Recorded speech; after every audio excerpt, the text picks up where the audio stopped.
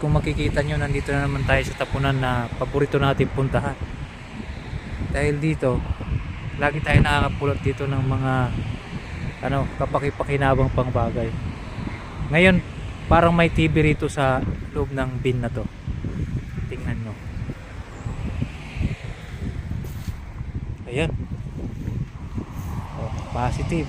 May TV. O, diba?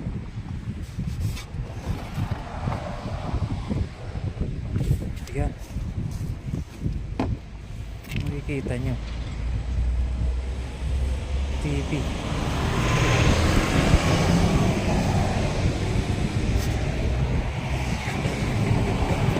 So, yan. 32 inches yata ito. So, tatry natin itong